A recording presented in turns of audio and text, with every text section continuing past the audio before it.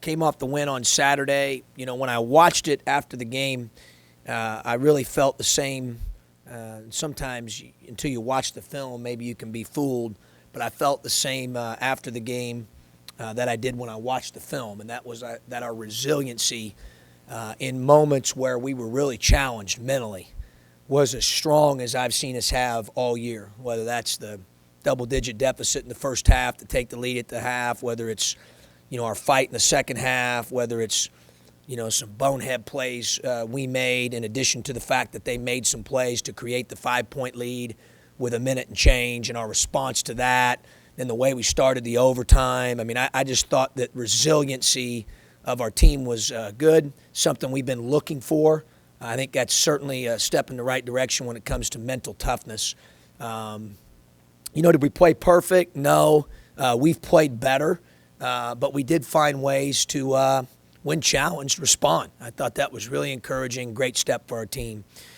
This week, obviously, with a Thursday game, we were able to take Sunday off, and then Monday we did some skill instruction, some film, especially with our heavy minute guys, let them get a second day of not being on their legs. I thought that was good for us this week, especially in the stretch we're in next, where we go Thursday, Sunday, Wednesday, and it'll go about 9 days in a row. So I thought that was important. Practiced yesterday really hard, and I thought the guys did a good job. Thought they were engaged, and just finished up watching that film here early this morning and thought it was really good. So obviously, we have another one today in preparation for Ohio State on Thursday. It's our first time this season playing an opponent for the second time. And obviously, they've played 6 games since. Certainly, a lot of similarities, obviously, with personnel. I do think some guys are certainly getting better. I think their younger guys are really improving, obviously, defensively, with their shot blocking, their length, their athleticism. They're very hard to score against. I did think we did some really good things in game 1, but now you've got to do those things again in game 2, and hopefully at an even higher level as we work to continue to improve and grow our team. Questions? Jaquan Lyle in that first half, you played him last time. Obviously had foul trouble. Mm-hmm. Is he the key to what they do? They've got a lot of good players. I mean, I don't know. Obviously when he plays well, he's had great games. He had a good game against us and a win. Obviously, he had a great game here in the last 6. He's had a triple-double. He had a great game in Bloomington when they got beat. You'd have to ask Coach Mata that in terms of his effect, how that is he the key, because he coaches his team every day. I just know he's a really good player. I thought he was terrific in the second half of game 1. Thought he made some plays, got in the lane, finished well. And, he's a load at his size, Jeremy, and how strong he is and the size he has at the point position. DF's a guy I know you recruited. How have you seen his game progress? He's improved, gotten a lot better. Obviously, he was in the same class as Finke. He's gotten better. He had a great game here against Penn State on Monday night. Watching that on film, where he shot the ball in and made plays, and has good length, good size, good skill. He's a really good player. Ohio State blocked 9 shots last time. Yeah. Has that been maybe something you've talked to him a little bit about? Is ways to? Oh, sure. Yeah. We had a stretch there where we had, I think it was Michigan State, Ohio State, Purdue, maybe right in a row, 3 of the better shot blocking teams in the league, and we Will Rogers'd it. We tried to tell them for 3 games, and 2 games we got our ball gloved quite a bit, and then in the 3rd game we kind of figured it out. Obviously I think you've got to be creative and take into consideration their shot blocking. We had a good bulk of our 2-point field goal misses in that game were blocked, and give them credit certainly for their effort and their ability to block shots, but we've got to be intelligent in that regard. What are some of the benefits or difficulties facing a team for the second time? Obviously, benefits is familiarity. Difficulties, I think, for teams certainly in this league. I think we've got a lot of great coaches and players. They're no different. And with that familiarity, when you play teams a second, third time, sometimes it's bone on bone. It's just the reality of it. You got to have some toughness to you. Players got to make plays. I mean, it is what it is, regardless of who you're playing for the second or sometimes third time. Expect any changes or adjustments on their part? I'm sure there'll be some. There'll be some on our part as well. I think that this game against Minnesota was Mavericks coming, his breakout game. I mean, Obviously, he played well. He played well in practice, for a couple days there leading into the game, too, where I thought he was terrific. And then obviously played like that. So hopefully we can continue him heading in that direction. I thought he rebounded it well. I thought he finished well. I thought he defended well. I thought he screened well. He graded out at over 90%. We haven't had a player grade out over 90% playing those type of minutes since Egwu. So he obviously had a good game. Now, what does that guarantee for Thursday is what I'm trying to tell him. Absolutely nothing. You got to have the same type of preparation here this week and get yourself ready to go on Thursday. How's he responded this week so far? We'll see. We'll all find out, won't we? Is he encouraged to be more aggressive? It seemed like he was more aggressive, especially. No, he's been encouraged to be more aggressive for some time. He was, obviously, the other day. He was in practice. I think we've seen more of an aggression from him this season. It's great progress because he has tools. He's got size. He's got hands. He's got a body. I'm anxious to see what Fletch can do with him with a full year, because Fletch just showed up in the fall. I think he will really have a different body type or disposition in a year from now, and I'm excited about that as well. How's Mike responded, and how's he? Thorne? Yeah, he's doing okay. It's still day-to-day with him. I wish I could tell you more. It's just that's the reality of it. I usually don't know, Jeremy, whether he's going to practice or how much he's going to go. Is it contact? Is it non-contact? Is it until a few minutes before? No, that makes it fun, doesn't it? Yeah, so, it is what it is. It's certainly nothing he can help. It just kind of is what it is, So we'll figure it out and see where we can go. Hopefully he can give us some minutes and, but at the end of the day, he's got to feel good about, where he's at, and doctors and trainers got to feel good about where he's at. Has he practiced at all this week, John? He's done some things, yeah, but not everything. How about LeBron? Nothing new on LeBron. Yeah, nothing new on LeBron. That poison resiliency you saw against Minnesota, maybe hasn't always been the case this year. Just how does that grow with the team, and how do you get that out? Well, I think obviously from a confidence standpoint, you're dealing with 18 to 22-year-olds, so when they have that type of experience where their poise gets challenged and they come out on top, I think that helps for sure. I thought there were some possessions we had during those times that were just terrific. And then there were a couple others where it's like, what are we thinking? So we still had a few of those. We just had less of those, and that's improvement. But, we want to control the things we can control. I tell them that all the time. That's their effort, their attitude, and their ability to concentrate regardless of circumstance, whether the shot's going in, whether the crowd's loud, whether it's home, away, or neutral, or, and we have been just okay with that. The other day, we were pretty good in that area. So that was encouraging, and we'll hopefully be able to build on that. But it really starts with the mindset. You got to have the right mindset. I thought we had a pretty good mindset during those challenging situations on Saturday.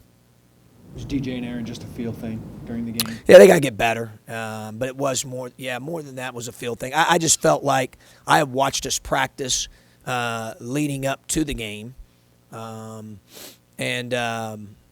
felt like I was going to play a little bit bigger in that particular game.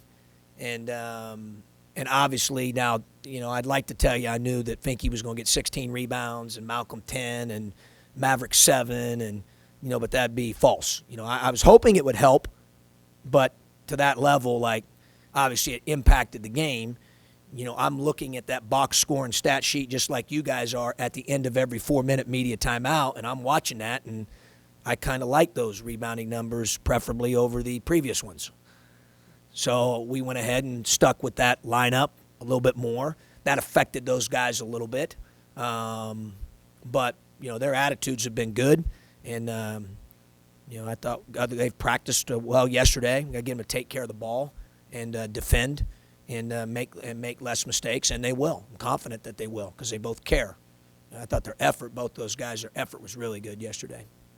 I think he had 16 rebounds. How many of those, or maybe not exactly how many, John, but how many of those, in a general sense, were rebounds that fell to him, and how many of them did he fight for rebounds? Did he, you know what I'm talking about? Yeah, sure. I don't know, probably 3/4 of them. I mean, he had to get the job done, whether that's block out or go snatch it, or, I'm sure, a couple of them. Yeah, I thought he was good. I thought they were active. I thought they were physical without fouling on blockouts. They did a good job. I'll give those guys credit, Hill, Morgan, and Finke. You look at during those in-game box scores. I look at rebounding, obviously turnovers. I look at that. Taking care of the ball is important. Fouling. Trying to control what we can control. Sometimes you may actually run good offense and get good shots and not make them. So the field goal percentage sometimes can be, a little bit of a misnomer.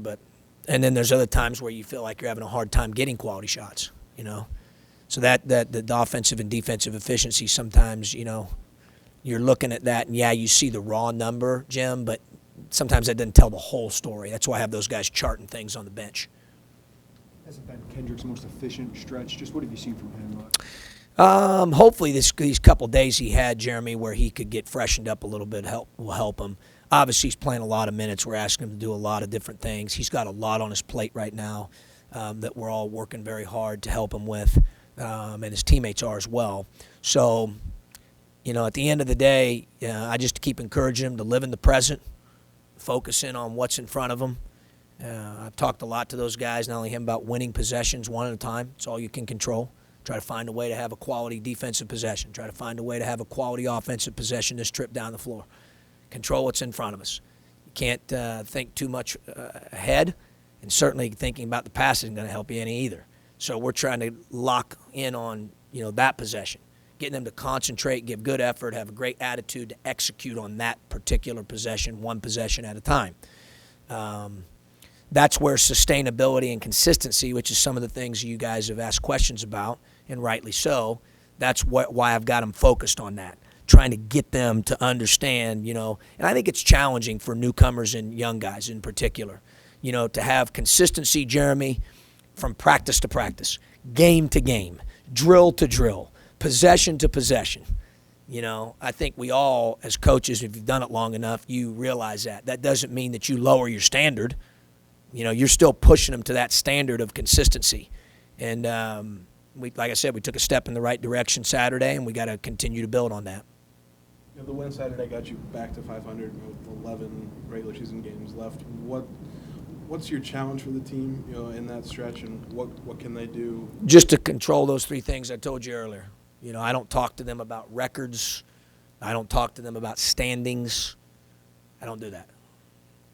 We're locked in right now on we got to play well. That stuff will take care of itself. The guys need to play well. Our team needs to play well, and the team needs to play connected. They need to show the poise they did on Saturday. We need to continue to build on that type of mental toughness. We need to screen better. We need to cut better, execute better, keep the ball in front better. That's what I'm talking to them about, is living in that moment, because that's really what we can control. Free throws were a difference maker in that last matchup. How much of a focal point has that been? For sure, obviously, we don't, regardless of who we play, you don't like to look at a box score and see that, the opponent shot 38 free throws. We obviously fouled too much in that game, and we've got to do a better job of playing hard without fouling. It's something we've been very good at statistically. In that particular game, we weren't very good at it, and we've got to be a lot better at it. Give them credit. They're crafty. They've got good one-on-one players. They've got good players, and those guys put us in position where we did that, and we've got to do a better job of getting ourselves out of those positions. I tell them the harder we play, the less we foul. We've done that for the most part throughout the 20 games, and we've got to do it well tomorrow. 20 games into the season, has the 30-second shot clock made a difference? Do you like it as a team? It's It's a great question, Jim. No one's asked me that in a while. I like it. My gut tells me I like it. I don't think going through it now I'm like opposed to it. I probably maybe even like it a little bit more than I thought. I do think that was the one rule that got over-dramatized. It's certainly a variable, created some change. I'm not saying it didn't. But I still think, and I said this from day one, DB is my witness, the unlimited 5-second count on a dribbler is more of a game changer than the 30-second shot clock. You know, and I think that's true. I really feel that way pretty strongly.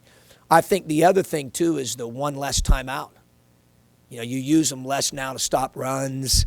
You're thinking about, you're thinking maybe a time where you'd like to call one. You're holding on to one because, boy, we need 1 or 2 late game. Like, I think that's affected the game for me probably more than the 30-second shot clock. You know? So those are some of the things that stand out to me. Questions from the phone lines. Trying to save KB's legs here. Hey, Coach, it's John Sapini. How you doing today? Good, John. Hey, got a couple of questions for you. Can you update me on what you're doing rehab-wise with Tracy Abrams right now? And Sure. how much have you had to work on his psyche, his mental state after enduring 2 seasons like this? His psyche's pretty good, John. I mean, it's, real. I shouldn't even say pretty good. It's exceptional. I mean, he's rare in that aspect. In terms of physically, he's doing really well. He's in that phase right now where he, they do treatment and rehab with him in terms of movement stuff now, which is great. I think hopefully within the month, he'll be able to do some more intensified conditioning. He has gained a little weight with the inactivity, and he knows that, and he's going to work really hard to get himself in great shape and, trim down. But he's doing really well. His mindset's good. I would say certainly he's on track physically for a return next season. Do you feel anything there that he, does he still trust his body that it's going to work? I don't think he thinks of it that way. I think certainly, maybe at times that'll creep in. He and I talk a lot about, the positive and the negative dog that's all inside of all of us. Which one are you feeding? He likes to feed the positive dog, which is why he's tough. But, he doesn't really think that way. I think he kind of trusts the doctors and the trainers. He's told me before he trusts God into what, is supposed to happen with him and his body moving forward. And I think he's at a real peace right now, John, to be honest with you. I think he's also excited, though, that he's getting great news, that he's, on track for a return. What do you see out of him moving forward, next year? What do you see out of him on the court, and how do you see him as a mentor to Lucas? Well, he's a great mentor to not only him when he gets here, but to all of our guys. He's been through a lot. He has great experience not only in our system. He has great experience being a student athlete at the University of Illinois. He's just got a ton of experience. We'd be foolish not to rely on that. And he shares it in a way, I think, that connects people. So, for sure, he's going to do that. In terms of the physical aspect, in terms of what we can anticipate, we're just playing that day by day right now with him, phase by phase, in terms of what he gets cleared to do. So, for me to put expectations on him right now in terms of, role and playing and all that, I don't know if that's the right thing to do. There'll be a time, I think, when that comes, John, but right now is not that time, other than the fact that, we are very excited that he's made tremendous progress and is doing really well. And we're all excited and hopeful that he makes a full recovery and returns to the court and, that his waiver gets granted and, things continue to proceed in a positive fashion for him. If there's anybody that deserves that, it's certainly him. Can he give you any leadership this year? Oh, sure. Yeah. Off the court for sure. In the locker room for sure. Obviously he's not able to do it on the court. During the course of the 40-minute game, he's not out there. But he's in huddles and, there's times where he'll say things in huddles or he'll ask for permission to do that or, he's very engaged, and has done a good job with that. Thanks, Coach. Sure. John, does his waiver, is that a process that you go through after the conclusion? Yeah, when the season's over. Yeah. Anything else from the phone lines? Anything else? The crush back the first time since December. Yeah. How big is that? Well, we had them back for the first time Saturday. Right. They were unbelievable Saturday. I mean, they were great. We really appreciate them doing that. It makes a difference. It does. Obviously, the volume in a building makes a difference. Our fans make a difference. I said that last year. I thought our team last year played really well at home, and we were going through a lot with very similar to this year with injuries and different lineups and very dynamic. I thought our crowd carried us at times. It's almost like they knew that we had to blue collar it. Our backs were against the wall in some cases with lineups and instability with roster and different things that we went through last year as well. Now for 2 back-to-back years, and our fans really stepped up. And I'm hopeful that they'll do the same. These kids, they deserve that. They've been through a lot. We've got great kids. I've said that before. Their character off the court is great. They represent, what we want to be about. So, hopefully everyone will come out in droves, and it's great to have the Orange Crush back. They made a big difference on Saturday. I'm sure they'll make a big difference here moving forward.